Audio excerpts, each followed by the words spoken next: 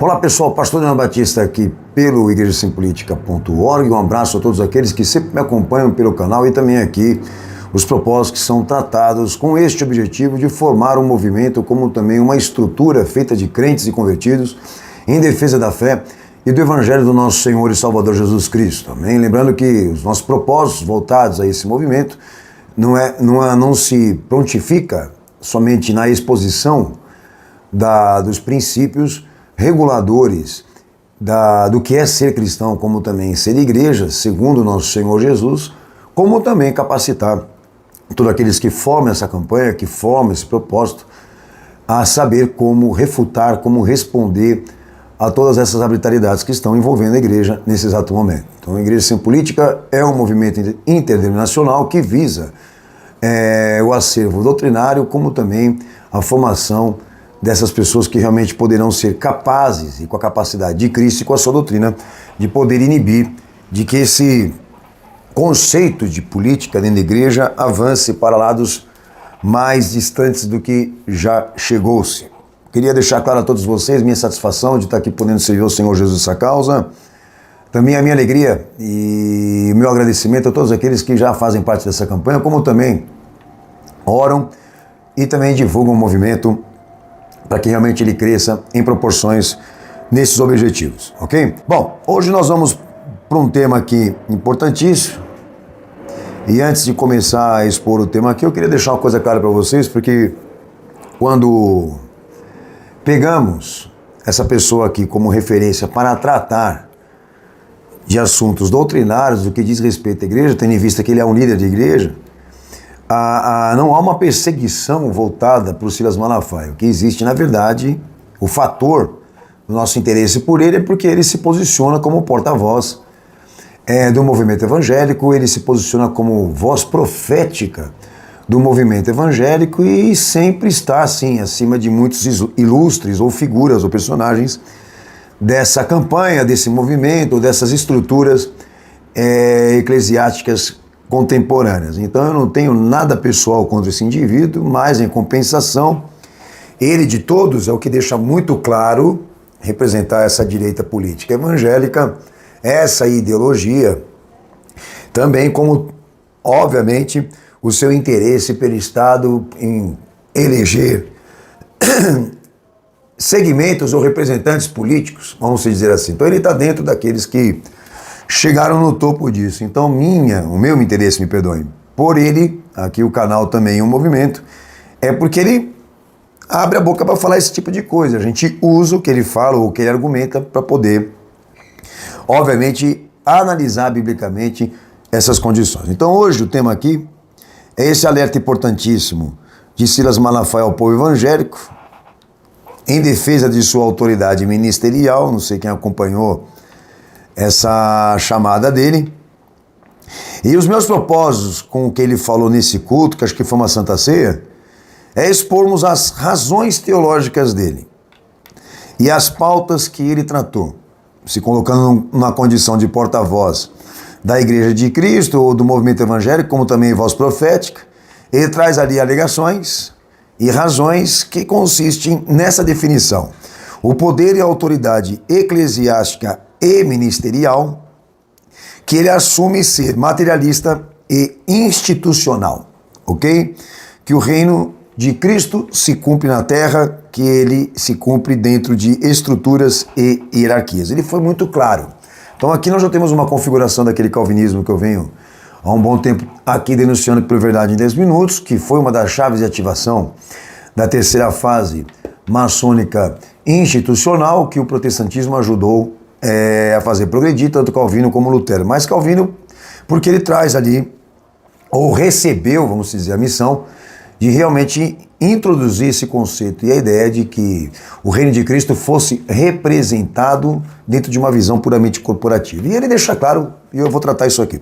Bom, os meus objetivos específicos com ele e com as suas razões em defesa de sua autoridade ministerial é tratarmos aqui ou buscarmos o reconhecimento da autoridade instrumental do dever cristão no sistema legítimo neotestamentário, que não está direcionado à moral e nem a homem, sequer honra, sequer prestígio, mas inteiramente direcionado a Cristo porque é messiânico. Então nós vamos tratar alguns pontos importantes que servem aqui para o canal Verdade em 10 Minutos e servem também para o nosso assunto do movimento Igreja Sem Política, ok? Só lembrando vocês que o interesse de tratar sobre autoridade ministerial, identificando falsificadores da palavra de Deus e outros detalhes que eu vou tratar aqui, ele está preparando isso. Ele precisa de autoridade, ele precisa de prestígio, ele precisa de reconhecimento eclesiástico para poder exatamente lançar a campanha de 2022. Ele vai dizer ao povo evangélico qual o candidato que ele acredita que Jesus está sendo representado por ele, para o povo que acredita nele votar nesse candidato. E a gente sabe que se trata de um presidencialismo, uma coalizão, né, presidencial que esse homem está representando, para o Bolsonaro. Então ele precisa provar para os políticos, para o Estado, que ele tem força, que ele tem voz, que ele tem representação com o povo, entendeu? Então é o que na verdade ele está dosando a popularidade dele. É um espertalhão. Mas vamos lá. Eu vou soltar o vídeo para vocês aí, escutar um pouquinho ele falar de algumas frases que são marcantes que eu vou trabalhar com vocês aqui, ok? Escuta aí. Porque ter título de ministro do Evangelho não significa que você sabe mais a Bíblia do que outro. Não. Eu creio que tem ovelhas que têm até mais profundidade do que eu. Sim. Tem mais intimidade com Deus do que eu.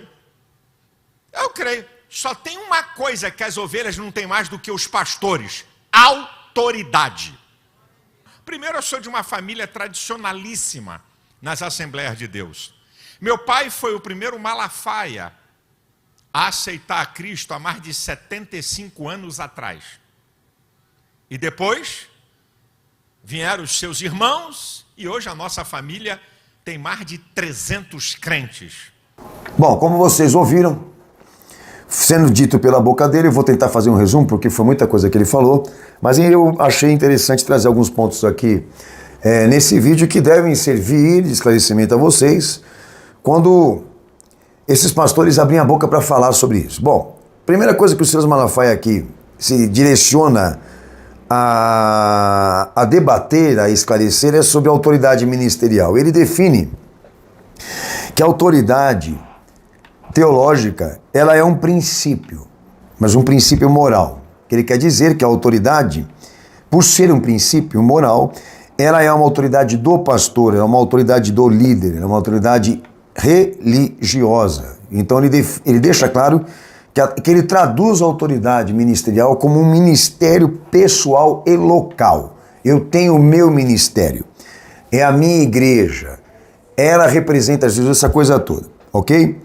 Um outro detalhe que ele também aqui, por isso que até ele deixou claro que para se ter a autoridade ministerial, você precisa ser maduro, envelhecido, né? Acho que ele quis definir que a autoridade ministerial é vinho, é uísque, o que ele quis dizer com isso, né? Mas vamos lá. Um outro ponto também dessa questão, ainda falando ele de autoridade, ele define que a autoridade ministerial, como também a sua comissão, ok? O seu chamado, para ele ele define que necessita e precisa de uma extrema unção. Vamos lá. Na sua opinião, a autoridade ministerial e a comissão ministerial se ocupa ou está ocupada por uma ordem superior de magistrados. Ele deixa claro que a autoridade dele e do seu ministério se ocupa ou está ocupado ou representado por hereditariedades familiares, aí falou do pai, do bisavô, da avó, do tataravô, essa coisa toda, de uma genealogia de sacerdotes, representada por personalidades eleitas pelo alto clero, que é um conceito bem vaticano, que obviamente aqueles que têm autoridade ministerial estão submissos a essas autoridades espirituais que o elegeram, que o comissionaram, que deram a extrema unção. Entendeu? Ok? Esse é o conceito dele. Que se apoia também em celebridades religiosas, porque ele julga ter um programa de 4 décadas, assume ter uma popularidade, aí vem o populismo, né? Religioso, aí ele continua dentro ali daquela visão clássica, né? Somos os tradicionais, aquela coisa toda. E também a ênfase da visão corporativa, né, da quantidade de igrejas, da visão institucional, do progresso da igreja, que outro dia mesmo ele estava se gabando que ele gastava 1 milhão para abrir igreja, essa coisa toda, 1 milhão de reais. Então, para ele, a autoridade é isso, é poder aquisitivo, é poder institucional, é poder político, é poder de influência, é poder de família, meu pai, minha mãe, meu avô, e aí vai. E isso é delírio. Esse cara é um jumento, se ele acredita nisso. Mas eu quero aqui traduzir a patologia desse indivíduo, que ele não acredita, ele está cumprindo o papel de sua missão como um maçom, não tenha dúvida, de perverter a igreja de Cristo e fazer o que ele está fazendo, a subversão. Então essa é a parte da autoridade que ele trabalhou aqui. Tá? Aí ele vem abaixo dizendo o seguinte, que ele classifica e define como famosos anônimos, agora ele fala daqueles que ele acredita que estão pregando ou falando de Cristo, famosos anônimos. Ele quer dizer que estes aí, por não terem história, por não terem origem, por não terem influência, eles não têm autoridade. Por isso ele define que aqueles pregadores da internet, que até ele se incomoda, famosos anônimos, ele define que esse pessoal todo não tem autoridade e credibilidade para você escutar, porque eles não têm a mesma história, eles não têm a mesma origem, eles não têm a mesma influência. Ok? Vai reservando aí o combo do pensamento dessa pessoa. Segundo ponto também que ele tratou em defesa da sua autoridade ministerial, ele deu 4 razões aqui para identificar o que ele classifica falsificadores da palavra de Deus. E, obviamente, o que ele teme é que alguém contrarie ele. Então, quando ele entra no mérito para tratar fraude processual teológica do discurso e da transmissão, que é o que na verdade ele está tratando aqui, falsificadores da palavra de Deus, ele dá 4 razões para identificar. Isso aqui é sério. Guarde essas 4 coisas. Pode vir com um discurso belo, pode ter técnica, pode ser inteligentíssimo, pode ter argumentação. Soberba. Só eles têm a verdade. Causam confusão doutrinária e querem possuir autoridade espiritual naquilo que eles pretendem. Não tem, mas querem liderar o povo. Ovelha não lidera ovelha. Aí é outra coisa que eu não sei aonde ele conseguiu fundamentar isso. Primeira delas, a soberba, que ele define que são aqueles que querem saber mais que todo mundo. Então o que ele quer dizer é que aqueles que estão à procura de uma unidade, ou um padrão do dever, do conhecimento bíblico, de uma visão apologética, de ser enfático e incisivo naquilo que diz, com biblicidade, ele define por soberba. Tá? A outra razão, de uma verdade absoluta sendo dita por homens que não têm prestígio. Então não pode haver uma verdade absoluta sendo representada por homens que não têm honra e que não têm prestígio. Isso é um outro falsificador da palavra de Deus para ele. E que ele acredita que que esses homens que não têm prestígio, não têm honra ou não têm intelectualidade, ou sei lá o quê, que eles não podem advertir e disciplinar aqueles que são mais velhos, que têm mais tempo, que têm mais ministério, que têm mais igrejas. Essa é a segunda razão dele. Então, por isso é um falsificador da palavra de Deus, aquele que não tem autoridade aquisitiva, autoridade institucional, autoridade intelectual, né? Obviamente dentro do rol de reconhecimento acadêmico, e inclusive para perseguir gente como ele. Terceira razão que ele usou para identificar também quem é um falsificador da palavra de Deus que ele teme. Aqueles que geram confusão doutrinária por exigir fundamentação. Para ele, é uma outra identidade de um falsificador da palavra de Deus, porque esses não dão preferência para promover a paz e o equilíbrio institucional entre aqueles que são mais experientes e também famosos e também religiosos. Aí ele fala da unidade da igreja. A unidade da igreja que ele está falando é a unidade institucional da qual ele faz parte. Tá? Não a unidade cristã, que tem um outro parecer. Ok? Então, para ele, a terceira característica é daquele que gera confusão doutrinária, porque vai lá no clã ou no núcleo de intelectuais da qual ele faz parte para desequilibrar, ou comprometer, ou impedir, ou inibir os propósitos que estão sendo feitos pela irmandade dele, né? A quarta razão, que eu não vejo lógica para se tratar fraude processual teológica, é isso aqui. A quarta característica de um falsificador da palavra de Deus para ele é aquele que não é do alto clero, tá? Que não estão submissos a uma autoridade ministerial ligada a uma convenção, a uma tradição, a um núcleo de intelectuais. Apareceram do nada, é do fundo do quintal, ninguém sabe quem é esse cara, e então por isso não escuta ele. Por isso não são do alto clero, entendeu? Então para ele é outra identidade de um falsificador da palavra de Deus. Ele precisa ter recomendações. Fala sério. 4 razões: soberba, a verdade absoluta por homens sem prestígio, a confusão doutrinária por homens que querem e exigem fundamentação bíblica, e aquela outra parte por não serem do alto clero. Bom, o outro ponto que ele também falou aqui que eu vou tratar, ele entra na questão das verdades inalteráveis. Regras, elas podem ser mudadas, elas podem ser específicas. Por exemplo, várias regras do Antigo Testamento não valem mais para hoje. Ele entra aqui no mérito da hermenêutica e dos princípios reguladores administrativos do que é ser cristão e ser igreja, nas minhas palavras aqui. Mas ele entra aqui num ponto de que dentro dessas verdades inalteráveis que ele acredita que o evangelho é, segundo ele, tá?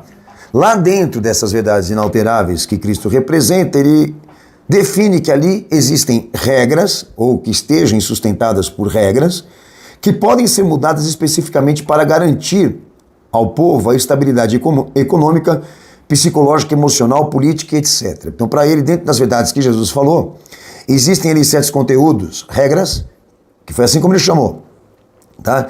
Que podem ser, sim, modificadas para garantir ao povo a estabilidade material. E aí deixa claro que cabe à igreja definir quais são e guiar o povo, assumindo e identificar exatamente estas mudanças. Bom, aí ele complementa essa besteira dizendo o seguinte, que o reino de Cristo, ele está aqui na Terra dentro de uma visão corporativa e cultural, dizendo que é cultura, ele vem com aquela besteira toda, cultura, esporte, política, economia, etc, etc. E apela e diz, ame a igreja, ame o templo, se apegue ao seu pastor espiritual. Bom, então essa autonomia aqui que ele dá à igreja, de identificar quais são essas regras que podem ser modificadas e mudadas para garantir a estabilidade material da igreja, dentro das verdades que ele também acha que não podem ser alteradas, é uma autonomia que ele está procurando exatamente para poder transformar em licença, ok? E eu vou tratar esse ponto também da hermenêutica aqui, se realmente pode existir princípios que dentro deles estejam embutidos regras da qual a igreja possa interpretar da sua forma, do seu jeito, para poder exatamente garantir o bem-estar, os interesses daqueles que estão ali dentro. Uma autonomia que eu quero saber de você se Jesus deu. É simples. Vamos lá? Então são 3 razões que eu dei aqui. Quando ele fala sobre autoridade ministerial, quando ele trata fraude processual teológica no discurso, e como também ele entra no mérito das verdades inalteráveis, dizendo existirem ali regras que podem ser mudadas pela igreja para garantir os seus interesses, querendo obter certa autonomia. Bom, falando-se de autoridade ministerial, a autoridade teológica nas escrituras, ela não é um princípio moral. Senhores, a autoridade teológica ou ministerial, ela não é um princípio antropológico. Ela não é uma autoridade do líder, ela não é uma autoridade pessoal, ela não é uma autoridade do pastor, uma autoridade da igreja. A autoridade ministerial nas escrituras, ela é uma função, ela é uma atividade messiânica. Não tem nada a ver com valores, mas com atividades legítimas, por isso messiânica, é chamado de princípio da função específica. do que foi delegado da parte de Cristo para ser executado pela igreja, que foi o que na verdade foi visto pela igreja de Atos. A primeira igreja, por isso, ela é a modelo desse sistema. Então segue Atos 1:8, Mateus 10:1, Marcos 3:14, Mateus 19:28, Lucas 22:29 ao 30, Mateus 18:18, João capítulo 20, versículo 23. Então não se trata de quem preside, não se trata do líder, não se trata de quem tem o governo, não se trata de quem tem a chave para abrir a igreja.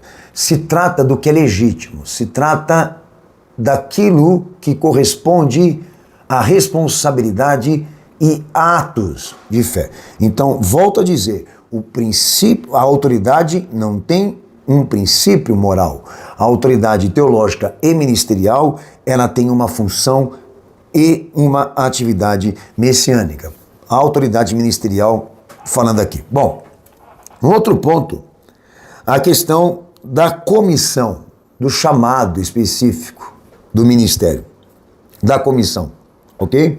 Comissão ali nas Escrituras, que eu quero dizer o seguinte, daqueles que realmente foram chamados da parte de Cristo para exercer a função, esse chamado e essa comissão não estava respaldado em honra nem glória humana, como também nem no direito de quem quer ser honrado. Não há recomendação para exercer ministério. O que existe é isso aqui. Todo ministério cristão se ocupa dessa posição de assumir responsabilidade, de obedecer os padrões providos por Cristo, inclusive de ser a continuidade disso, como também preservar a pureza disso, da sua obra. Aí segue textos. Mateus 20:28, Marcos 10:45, João 13:4, Mateus 11:20 ao 30, João 13:15, 1 Pedro 2:2, Romanos 15:5, Filipenses 2:5, Hebreus 12:2, Efésios 4, do verso 1 ao 16, Mateus 28, 18 ao 20, Mateus 25, do 31 ao 46, João 14:15, 1 Coríntios 12:4, Efésios 1, 22 e 23, textos como muitos outros. Tá? Então a comissão ou o chamado ministerial não se apoia e não precisa e necessita da recomendação da alta patente ou da tradição, ou daqueles que são mais envelhecidos, ou mais velhos, ou mais estudados, ou mais intelectuais, essa coisa toda de escolástica. Senhores, pode ser, a prerrogativa deve e pode ser exercida por qualquer convertido, desde que ele realmente assuma a responsabilidade de ser legítimo, de ser autêntico e de ser fiel. Pronto. Agora, querer exatamente desqualificar aqueles que não têm a recomendação frente àqueles que têm, por serem ligados a convenções, a tradições, a nomes, a personalidades religiosas, isso é um absurdo, mas obviamente é o que ele tem para usar. É os argumentos dele, mas não são bíblicos, não são escriturários. Você vê que ele não fundamenta, e quando ele dá texto, ele dá 3, 4, 5 textos, que ele sempre repete a mesma coisa. Mas ele não tem como provar isso, que esse foi o sistema, a metodologia, ou a forma de inspiração que Jesus usou, e a igreja posteriormente lá atrás da mesma forma. Ok? Um outro ponto ainda dentro da autoridade ministerial, que ele ainda tratou, para afirmar aqui por mim. Então, acreditando que a autoridade ministerial ela seja delegada e mediada diretamente do Cristo, a autoridade que ele cede à igreja tem duas chaves: o conhecimento doutrinário e a disciplina. A autoridade da disciplina, de quem cumpre e quem não cumpre. Tá? Então, esse chamado legítimo tem duas chaves, que é nisso que reside a autoridade de Cristo. Provar que ele fez isso, que ele pediu isso, como também administrar a conduta da igreja. Bom, então esse chamado ministerial, ou essa comissão, ela não se respalda em nível intelectual, em concurso, em gabarito, em eleição, em tradição, ou coisa do tipo. Indicação, tem que ser legítimo e autêntico. Precisa se provar, assim disse o Senhor. Foi isso que ele fez. Então o poder da autoridade, o poder e a autoridade da igreja se apoia nessa instrumentalização. Ser bíblica e legítima. Então, para nós não importa, não interessa a origem desse líder e dessa igreja, de onde saiu, de onde veio. Contanto que sejam convertidos e bíblicos, eles serem legítimos, a gente vai amar daqui. Agora, procurar exatamente uma autobiografia ou biografia pessoal desse pastor para querer desqualificá-lo ou rebaixá-lo e etc., você está de brincadeira comigo. Porque não se trata dele. Ele não fez nada para ganhar essa igreja ou para comprá-la ou para adquiri-la. Essa obra é de Cristo, então a autoridade vem de Cristo. E se ela é delegada a nós, obviamente ela continua sendo mediada por ele e continua sendo representada por ele. Não tem autoridade ministerial de pastor. Tá? Não existe ministério meu, seu, de ninguém. Então olha, vai vendo como é que esse cara joga. Aí ele entra também no mérito, que eu quero identificar vocês, de que o poder e a autoridade da igreja seja identificada assim, dentro de uma causa materialista, moralista. E a gente sabe que não. Acabei de falar aqui, o poder e a autoridade da igreja que Cristo delegou e ainda é mediador, depende de duas chaves: conhecimento doutrinário e disciplina, ok? Então, a autoridade e o poder da igreja não está identificado numa causa materialista, sequer moralista, porque a autoridade é Cristo, não é o homem, não é o seu nível, né? Essa autoridade e poder não está identificado dentro de uma dispensação de forma de governo, de hierarquia, atualizado mediante avanço institucional, influência com o mundo, com grupos ligados ao Estado. O poder e a autoridade eclesiástica, segundo as Escrituras, não representa e testemunha avanço institucional, de influência política. A sua significação não é visível, não é corporativa, não é social, não é revolucionária, porque não está visando um novo mundo, um mundo melhor. O poder e a autoridade da igreja é apresentar a Cristo um corpo humano ou um conjunto de pessoas que sejam convertidas, aptas a exercer o serviço e o ministério, fiéis na sua confissão e no seu voto de fé a Jesus e posicionadas irrepreensíveis para recebê-lo no céu quando ele vier pela segunda vez. Isso é evangelho. Então o reino de Deus não se cumpre em estruturas, não se cumpre dentro de uma visão institucional corporativa feita de homens credenciados ou coisa do tipo, mas dentro de atos de fé. Atos legítimos de fé. Não importa quem é, se é o João, se é a Maria, se é o Pedro, se é o Paulo, os atos precisam ser legítimos. A autoridade é essa, é provar que Jesus fez isso. Ele foi político, ele exerceu esse sistema, ele usou esse método, ele fez o que vocês estão fazendo, não fez. Então isso é autoridade. Esse cara não tem autoridade para falar nada. Ele é um jumento, ele não tem autoridade para dizer nada, porque nada do que ele fala ou vive ministerialmente, ele prova que Jesus exerceu. Então vai buscar em José, vai buscar em personagens, em sombra, mas em Cristo ele não consegue. Ele não consegue fundamentar o modelo que ele representa, ministerial e de liderança. E ponto final. Então por isso que ele fica se respaldando nessas minharias. Agora, para quem que ele fala? Eu tenho para mim que ele fala para um povo que não tem nível nenhum. Porque se tivesse algum nível, já saberia há muito tempo do que esse cara é feito. Segundo detalhe do que ele falou aqui, tá? Quando ele entra no mérito das razões para identificar um falsificador na palavra de Deus. Ok? Daí ele entra na questão da fraude processual teológica. Então vamos lá. Quando nós começamos a entrar no mérito disso, de cometer uma fraude processual teológica do pensamento cristão, a definição é que dentro da experiência da iluminação, seja ela individual, seja ela corporativa, seja ela formalizada, a experiência da iluminação de Cristo para nós, todos dentro dessa iluminação possuem uma autoridade proporcionada por Cristo, que eu digo de uma ação dele para nós, mediada por ele, e por isso deve ser autenticada por ele. E ele exige que se prove nele e no que ele viveu, no que ele testemunhou historicamente, cientificamente, sistematicamente, em cada uma de suas expressões, ações, pronunciamentos, pregação, inclusive, tá? para que realmente aquilo que vivemos aqui agora seja considerado ministério cristão. Então, dentro da experiência da iluminação, do recebimento da parte de Cristo, desses modelos processuais, desse padrão, diríamos assim, do que é ser cristão e igreja, cabe a mim, pastor Daniel, a contemplação, não a formulação. Porque o autor do acontecimento é Cristo e quem proporciona o padrão é Ele, para a experiência. Quem provê o conteúdo da fé é Cristo. A igreja não tem autorização e autoridade para poder produzir nada. Na experiência, Deus não se permite ser instruído por homem nenhum e sequer ser representado por Ele porque Ele é independente. Ele é o que a história prova. Então o que seria uma fraude? Num dado momento, eu apresentar uma ideia, um pressuposto, ok? Do tipo, como muitos acostumam até falar, eu acho, eu penso, meu ponto de vista.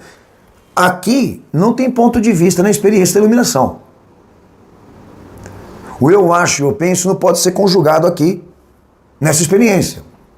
Porque nessa experiência, o modelo, o conteúdo, quem provê e produz, ou condiciona, ou capacita, é Cristo em nós. É Cristo em nós, até pode dizer, até que Cristo se cumpre em nós, ou seja, a dispensação é Ele. Então eu não posso ser aqui, na minha experiência com Jesus, eu não posso exercer uma iluminação que esteja respaldada em filosofia, ou que seja respaldada em razão, porque a mim só cabe a obediência e a contemplação. E Cristo, a provisão desses conteúdos. Então, uma coisa muito simples, até que Jesus deixa claro lá em Mateus capítulo 7, 13 e 14, Paulo em 1 Coríntios 2, verso 3 ao 16, Jesus em João capítulo 10, deixando claro quem são os mercenários, né, que entram pelos caminhos alternativos, aí ele começa tratando a filosofia, porque a fé, ela é sob consulta. A fé, ela tem um critério de autenticar se Jesus realmente fez isso, ele pediu isso, ele orientou isso, ele viveu isso, para você agora considerar ministério cristão. Uma coisa, exemplo que eu posso considerar dentro do tema Igreja Sem Política, você pode transferir ministério cristão para uma atividade profissional? Não, você não pode transferir ministério cristão para uma atividade profissional, você não pode dizer que Deus tem um chamado com você na profissão que você exerce, pô, onde você vai conseguir fundamentar uma besteira dessa? Ministério cristão é cumprimento de dever, é cumprimento de prerrogativa. Você vai fazer isso dentro daquilo que ele orientou ou dentro do conjunto que ele testemunhou. Você não pode dizer que agora a igreja vai se deslocar, ou os seus propósitos vão se deslocar para a tua área pessoal, para que realmente ali dentro da sua atividade, da sua profissão, do que você se comprometeu em exercer na cidadania, que ali você vai ser usado por Deus, que ali a empresa, os negócios vão ser instrumentos da representação do reino de Deus, que é o que na verdade eles argumentam aqui. Não existe ministério profissional, existe ministério cristão, eu volto a dizer. Então, se você realmente tem essa ideia de que você pode considerar, de que você pode opinar, de que você pode definir por regra isso que você acredita, você está fraudando o processo do pensamento que surge de Cristo e por meio de uma experiência de iluminação que só cabe contemplação e obediência da sua parte. Você tem que provar que foi Ele que ensinou isso e foi Ele que fez isso. Então o Senhor deixa claro lá em Mateus 7 o seguinte, que se houver alteração nesse processo, se houver fraude, nesse processo de transmissão de verdades que ele testemunhou aqui historicamente, de alargar o caminho e a porta, você até pode mudar o evangelho dele, mas lá no final não vai salvar. Vai comprometer toda a ordem, o fator final, que é a tua redenção. Então, no processo de transmissão de verdade de Cristo ao homem, não cabe ideia, pressupostos, especulação ou formas de razão. Isso é fraude processual teológica. Agora, considerar a fraude processual teológica o quê? Soberba, verdades sendo ditas por homens sem prestígio, gente que arruma confusão doutrinária, e não são do alto clero. Ah, faça meu favor, vocês estão de brincadeira comigo que esse cara ainda consegue arrancar popularidade. Mas em compensação é o que está rendendo para ele. Um outro ponto que ele também tratou aqui é a questão das verdades inalteráveis, quando ele entra no mérito da hermenêutica e dos princípios, que ele também assume dizer que existe ali uma causa decisiva e irrevogável. Ele fala isso, mas do jeito dele, tá? Aí entra uma questão, ele diz que dentro desse fundamento decisivo, inalterável e irrevogável, que é Cristo, existem ali regras que podem ser mudadas pela igreja para garantir à igreja a estabilidade material. Então vamos lá. Só que tem um detalhe. Se Jesus é o fundamento, se o Cristo que se fez Jesus, ele é o princípio regulador administrativo de ser cristão e igreja, cada princípio que sai dele, cada doutrina que sai dele, ou seja, tudo aquilo que se origina dele está centralizado nele, na sua pessoa, na sua obra, na sua palavra, na sua missão, no seu milagre, que quer dizer que ele traduz, ele inspira, ele fundamenta, ele é o instrumento da autenticação dessas verdades que nós temos que crer e viver. Ponto. Ok? Tudo que Deus quer que o homem saiba, só saberá por meio dele. Então tudo se origina dele porque está centralizado nele. Ok?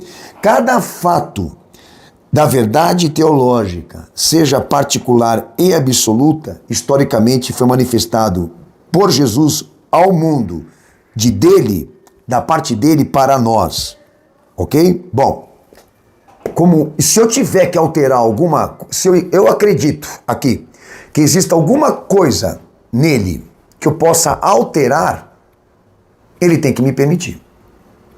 Porque se o princípio é ele, eu preciso entender dele, olha, que existe alguma coisa ali naquele momento específico e histórico dele, que ele falou, ó, a igreja pode mudar, tá bom? Porque tudo está centralizado nele. Aí vem texto de João capítulo 3, verso 31 ao 36, João 8, 12, do 15 ao 16, João 6, verso 48 ao 57. O que a gente escuta dele? Que o evangelho, que está definido por ele, consiste em ato, palavra e vida. O evangelho é ele. Até Colossenses 1,15, Paulo ele fala da tríplice testemunho de Deus. Ato, palavra e vida. O evangelho é ele. O evangelho não é doutrina. Então, se eu tiver que falar aqui para os membros da Igreja Cenáculo da Fé, olha, nós temos um momento de Jesus ali, na história, que nós podemos interpretar de maneira diferente para garantir o sucesso de todo mundo aqui. Eu preciso de licitação, preciso de autorização. Que naquele momento o Senhor deixou claro, olha, eu vou fazer isso aqui, mas vocês lá na frente não precisam obedecer. Sendo que tudo se origina dele e está centralizado nele, porque o princípio é ele. Então, você tem que entender uma coisa, que pela Escritura, evangelho não se pode mudar nada. Um exemplo de alteração que eu tenho ali, historicamente Jesus.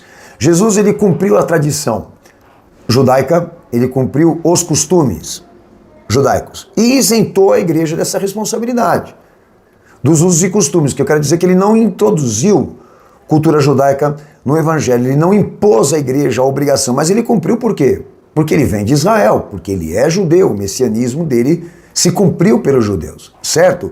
Mas ele isentou a igreja, posteriormente a igreja também, de os gentios não cumprirem o costume judaico. É a única coisa que poderia agora, nesse momento, ser autorizada por nós, como também tratada institucionalmente aqui. Fora isso, não existe moralmente, espiritualmente, ministerialmente, nada da qual será possível a igreja abrir mão, tendo em vista que o evangelho é o ato dele, a palavra dele e a vida dele. Então não existem regras que possam ser modificadas.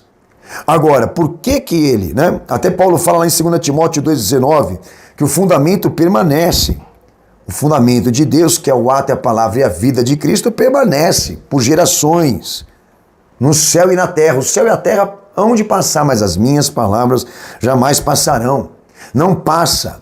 Então a imutabilidade de Deus naquilo que Jesus viveu, a imutabilidade de Deus é uma coisa sagrada, tem que ser preservada pela igreja, precisa ser vivida pela igreja.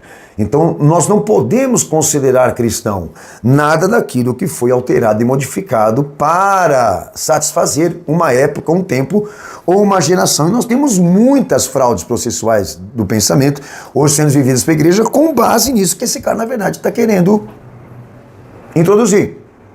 Porque ele acredita que a igreja tem autoridade para pegar certas coisas da vida de Jesus e da pregação dele e modificar, e a política é uma delas, para poder garantir a estabilidade institucional e material daqueles que estão dentro dela. Então esse cara está querendo uma autoridade para possuir o Evangelho de Cristo e transformar o Evangelho de Jesus nas razões dele, nas razões políticas.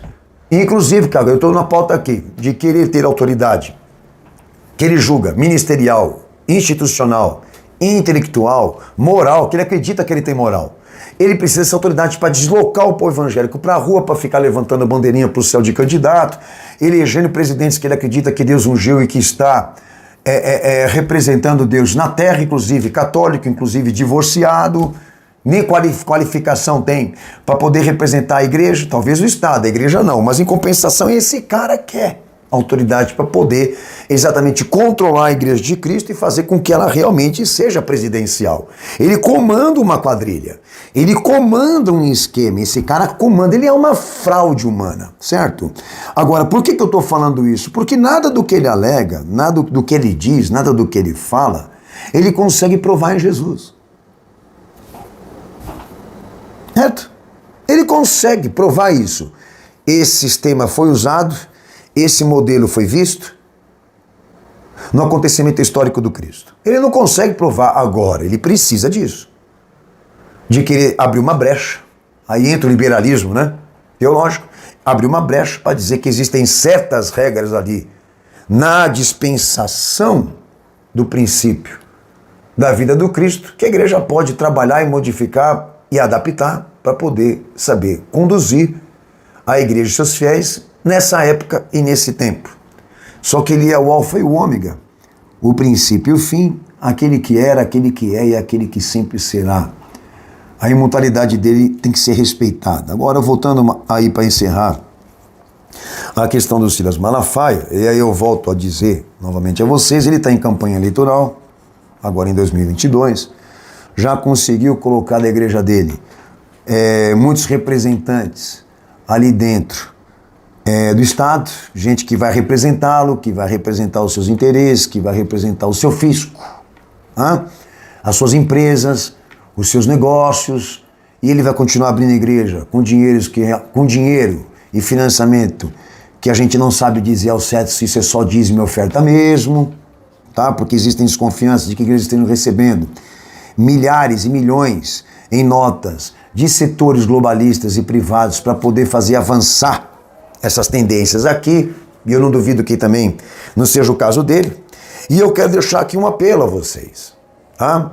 De que vocês realmente possam levar essa refutação à frente e não temer esses calhordas, não temer essa escória, infelizmente, que foi colocada debaixo da prerrogativa de Cristo para representá-lo numa missão, né? De subverter e corromper a doutrina de Jesus no pensamento atual. Então espero no meu bom Senhor que vocês façam um bom proveito de tudo que foi dito nesse vídeo, porque a alegação dele é essa, ele não tem mais nada para dizer, mais nada para falar, a não ser de si mesmo. Ele fala de si mesmo, ele fala da igreja dele, ele fala do que ele tem, ele fala do que ele possui, a autoridade dele é essa, é o que ele ganhou aqui no mundo. Senhores, é desprezível ele e todos aqueles que estão com ele. Um abraço, Deus abençoe a todos. Como vocês podem perceber, estamos muito próximo da vinda de Jesus mesmo, mas enquanto ele não voltar, nós estamos aqui à frente de um trabalho que visa, né, realmente o progresso disso, do Evangelho do Cristo, com conversão de almas e salvação de vidas. Deus abençoe vocês, fiquem na paz de Jesus, um abraço apertado em todos, faça bom proveito, nos vemos no próximo vídeo. Deus abençoe todos vocês. Nosso Senhor merece uma igreja fiel. Então venha fazer parte desse ministério, desse movimento, igreja sem política. Porque no fundo, se você não fizer alguma coisa contra isso, Você é um deles.